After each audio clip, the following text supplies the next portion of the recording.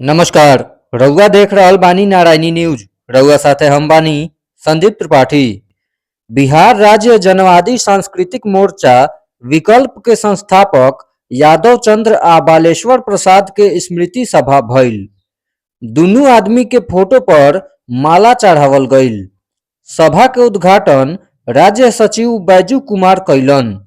एह दौरान मदन प्रसाद, तैयब हुसैन, राधिका रमन प्रसाद, श्यामनाथ राय, हरिनारायण पासवान, नीरज प्रकाश, सोनू कुमार, चंद्रशेखर आजाद, अरुण कुशवाहा, विश्वनाथ राय, अली मोहम्मद, यादवलाल पटेल दुनू महान विभूति के जीवनी पर प्रकाश डलले।